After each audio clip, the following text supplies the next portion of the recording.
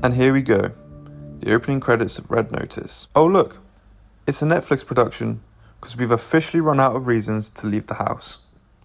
Let's be real, the only thing more predictable than a Netflix logo is the fact that this movie is basically a glorified tax write-off for The Rock, Ryan Reynolds, and the worst actress of all time, Gal Gadot.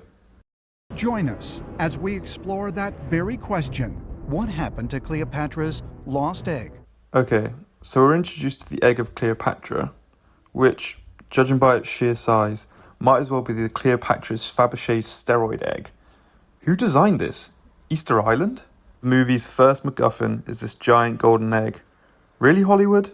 Are we supposed to believe Cleopatra needed an egg this big for anything other than scrambling a brontosaurus-sized omelette? Fine. He knows what he's doing.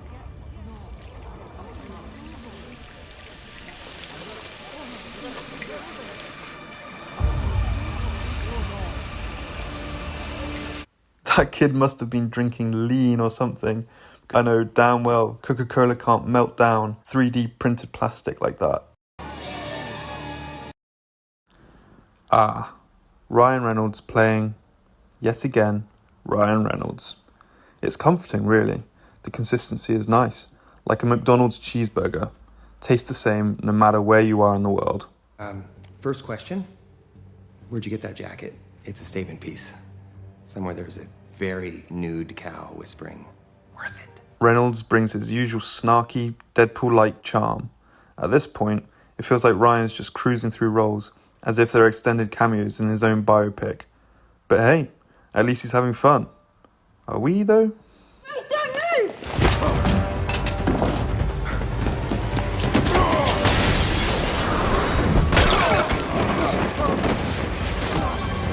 Dwayne "The Rock" Johnson, in his natural habitat, smashing through scenery and tossing bad guys like they're part of his morning workout routine. Honestly, I'm starting to think the real budget of this movie went into replacing all the walls The Rock casually destroys.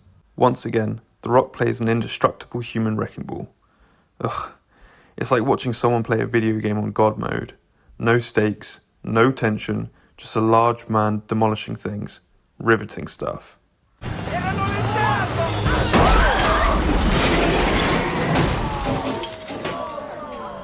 So the museum is on emergency lockdown as $100 million has been stolen and there are no police outside or roadblocks. How convenient. The moped could have been turned into a great and exciting action car chase, just like in Boba Fett. A wire transfer from an encrypted third party on the same day the egg was stolen. Quite a coincidence, wouldn't you say, Agent? And here it is, the first big twist. I won't spoil it, but let's just say it's as shocking as finding out water is wet. It's the cinematic equivalent of "I am your father" reveal if Darth Vader had been wearing a t-shirt that said Luke's dad the entire time. Red Notice prides itself on twists, but these are the kind of twists you can see coming from a mile away. You know a plot twist is weak when you can spot it in a trailer without even watching the trailer. Look at me. Look at my eyes. I didn't do this. Huh? Huh?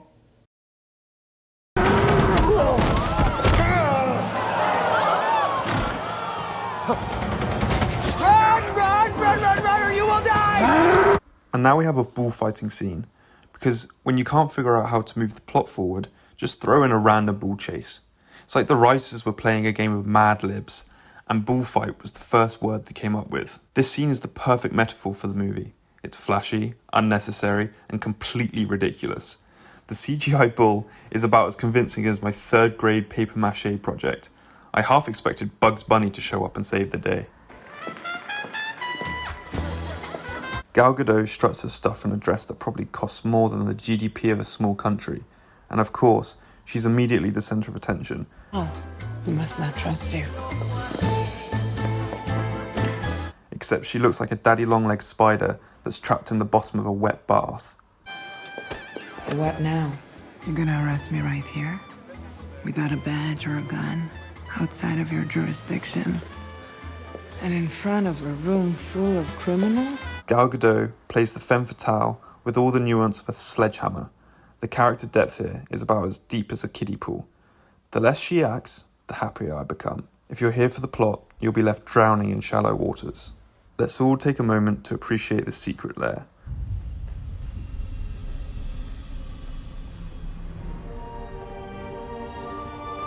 Apparently, when you're a supervillain, your primary concern is ensuring your lair looks like it was designed by an evil HGTV host. I mean, does no one think about the electric bill for these things? Phone.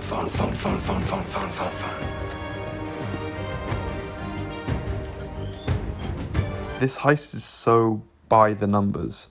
I'm starting to think that the writers were just checking off boxes on how to write a heist movie checklist. The cliches are strong with this one. I'm just hoping it's satire, but knowing Netflix, they don't know their arse from their elbow.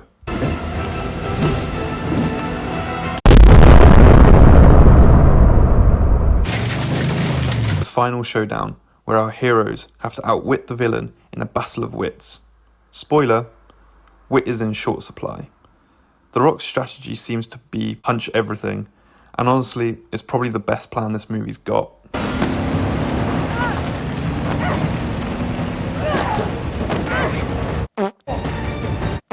The climax tries so hard to be epic, but it's hard to care when you've been bombarded with predictable twists, bland characters, and CGI nonsense for nearly 2 hours. It's like watching a fireworks display when you're already half asleep.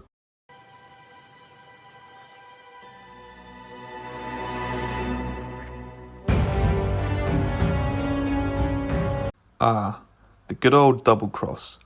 No wait, triple cross. Honestly, I'm losing count. It's like the writers got drunk on plot twists and they just kept stacking them up until the movie tipped over. Resting failure face. Priceless. This whole time you were working for her? Not for, with. Like partners. Yeah, we're both the bishop. By this point, the plot twists are less surprising and more exhausting. It's like watching a magician repeatedly pull rabbits out of a hat. You're initially impressed, but by the 5th rabbit, you're just hoping it ends soon. God, finally we're at the end. The movie wraps up with a sequel bait ending that's so forced, even The Rock's biceps look embarrassed to be part of it. Red Notice ends with a wink and a nod to future installments, because nothing says, I'm out of ideas, like shoehorning in a franchise setup. But hey, if this movie gets a sequel, at least we'll have more material to make fun of. Let's talk about Red Notice, a movie that feels like it was AI generated by Netflix to appeal to the widest possible audience while simultaneously offending the least amount of people. The plot is as shallow as a kiddie pool, the characters are cardboard cutouts with celebrity faces, and the CGI is so overused that I wouldn't be surprised if they CGI'd the actors' emotions on too. Seriously, has anyone in this movie heard of subtlety? Dwayne Johnson is essentially playing himself, yet again, a role he's been typecast in so many times that at this point you could replace him with a muscle-bound mannequin and the difference would be minimal. Ryan Reynolds does his usual shtick, delivering sarcastic one-liners with the commitment of someone who's clearly saving his A-game for Deadpool 3. And Gal Gadot, bless her heart, tries to bring some sophistication to her role, but the script gives her about as much depth as a paper cut. The plot twists are less M. Night Shyamalan and more Scooby-Doo villain reveal, minus the fun of watching a dog solve crimes. The action sequences are well choreographed, but so outlandish and so over the top that they border on parody. And the ending? A desperate plea for a sequel that we probably don't need, but will inevitably get because, well, Netflix. In summary, Red Notice is the cinematic equivalent of fast food. It's quick, easy, and you'll probably regret it afterwards. But hey, sometimes you're just in the mood for something that doesn't require any brain cells. Just don't be surprised if you find yourself laughing more at the movie than with it. You rock! Thanks for watching. If you enjoyed this roast of Red Notice, smash that like button, subscribe, and let me know in the comments what movie I should roast next. Until then, keep your expectations low and your popcorn salty.